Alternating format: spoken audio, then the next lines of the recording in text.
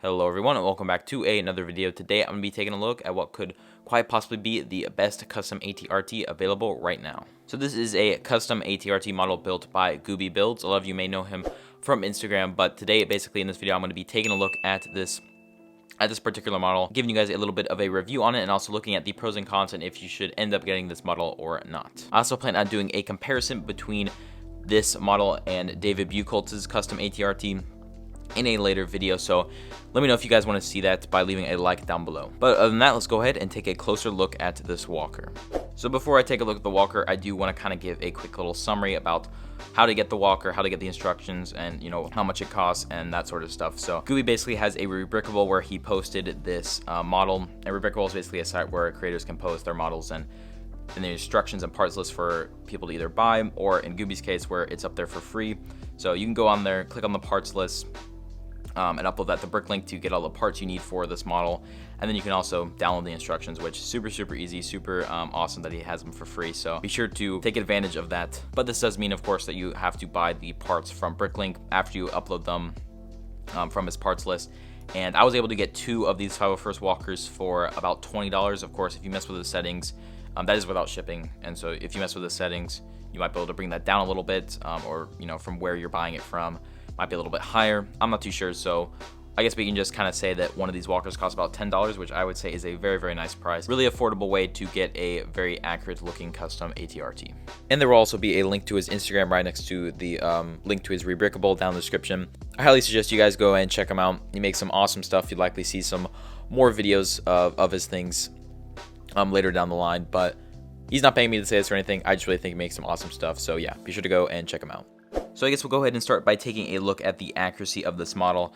And one thing I just kind of want to start off by pointing out is how in Gubi's model that he kind of extends this armor plate that goes above the driver, which is something I don't see too often in a lot of ATRT builds. I see a lot where these are smaller, particularly in David Buchholz's model, which I'll get more in depth to whenever I end up getting onto that comparison. But I think he did a great job with extending this armor plate up, and just his whole armor design in general up at the front, armor plating. Great job kind of tying it all together, making it look very nice. But as a whole, this walker is extremely accurate looking to the actual ATRT in universe. Especially in this scale, it is really hard to get in some little details, but he does a great job, including getting these antenna in and differentiating between their different sizes. We've got a little bit of these armor plates on the kind of like the joints, which looks really nice as well as this little kind of backpack or container that they have in the back, which he kind of simulates with these roller skates, which is a very nice use of that piece. But yeah, as a whole, he does a fantastic job with the accuracy regarding this model. Not really much I can critique about the accuracy, especially since it's in such a small scale, so you are going to be getting a couple inaccuracies here and there, but as a whole, fantastic work with trying to recreate the ATRT as close as possible. So I guess I'll continue to talk about the pros of this model, and I want to start by talking about this the easy ability to add a figure to it. As you can see, just kind of have the hands clipped onto the handlebars there, and they just kind of free sitting on that seat there. So it's kind of a small detail, something that a lot of people wouldn't actually think about when reviewing a walker like this, but it's important to be able to easily add figures in there without it crumbling too easily. This model isn't particularly stable, which I'll get into a little bit later on when I get to the cons, but overall super easy to add the minifigures in there, and I think they kind of are situated pretty nicely on the seat. And one of the final pros I kind of want to point out is all of the joints and posability that kind of come with this walker. I mean, it's kind of a pro and a con at the same time, which I'll get to, but I mean, there are so many joints on this walker. There's 4 right there. We got 1 on the main body, we got 2 in the legs, and 1 on the foot right here, and even the little toes on the feet can be positioned as well. So you can get some very nice posability with this walker, which was one of my main concerns with David Buchholz's model and some other models out there.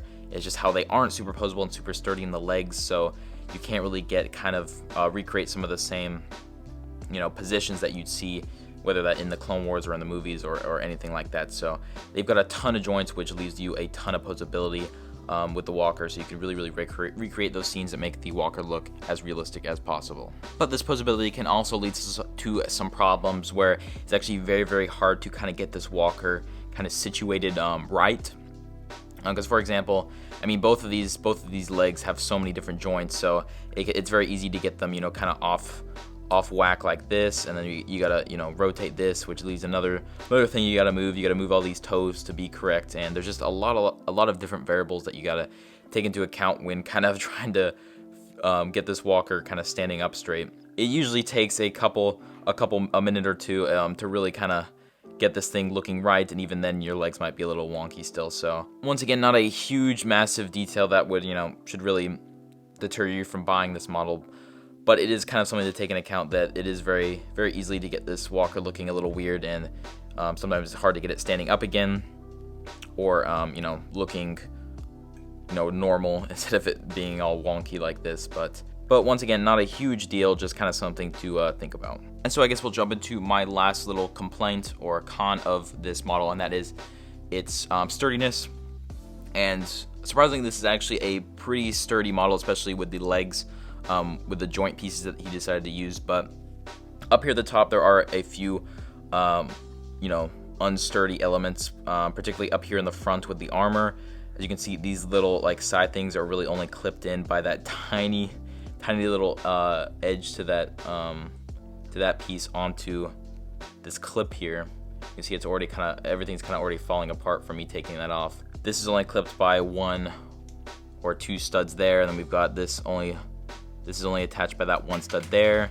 And you know, it's very easy once you start messing with this model for it to start coming apart. I mean, this is kind of what happens with a lot of custom models, just because they have to pack in so much detail. They have to use some pretty obscure techniques to try to, you know, make it look as accurate as possible. It's just kind of one of the downsides of custom models. So I'm not saying that this model is in particular any less sturdy than other models. I actually say it's a little bit sturdier, but it is still pretty unsturdy, especially whenever you put them up against you know, Lego's own sets. So that's something to take into account. You just got to be careful with these builds and try to not handle them too harshly, or else they'll just end up falling apart like mine did right here. But that just wraps up the little review and pros and cons of this custom ATRT by Gubi Builds. Once again, if you want to go check out the Rebrickable site where you can get the instructions and parts list for this mock for free, go ahead and click the link down in the description below. But that's going to be about the end of today's video, so if you're going to enjoy, I'd greatly appreciate it if you could subscribe and leave a like. But other than that, I'll see you all in the next video. Bye!